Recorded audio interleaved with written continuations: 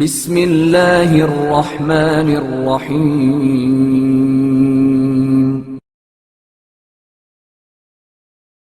پیغمبر اکرم صلی اللہ علیہ وآلہ وسلم کی نصیحت۔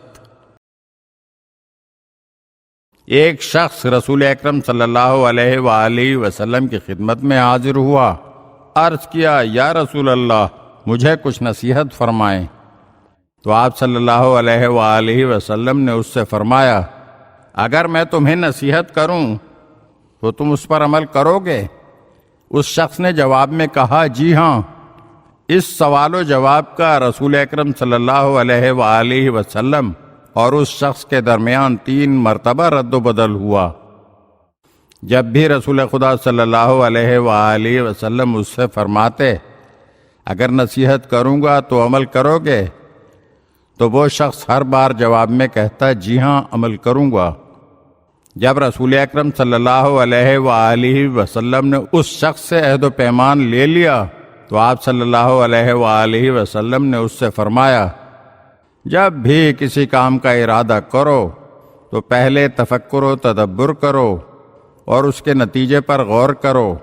اگر اس کے نتیجے میں کامیابی اور ہدایت ہے تو اس کام کے پیچھے جاؤ اور اس کو انجام دو، اور اگر اس کا نتیجہ برا اور گمراہ کن ہے تو اس سے دور رہو۔ رسول اکرم صلی اللہ علیہ وآلہ وسلم کا اس شخص سے اقرار اور عہد لینے سے یہ معلوم ہوتا ہے کہ پیغمبر اکرم صلی اللہ علیہ وآلہ وسلم اس تفکر و تدبر کے بارے میں کتنی اہمیت کے قائل ہیں، اور ہم کو سمجھانا چاہتے ہیں کہ غور و فکر کی اپنے اندر عادت پیدا کرو، اور ہر کام کو انجام دینے سے پہلے اس کے بارے میں غور و فکر کرو اور اس کے نتیجے اور انجام کی طرف نظر رکھو، ورنہ اس سے پہلے اس کام کو انجام نہ دو۔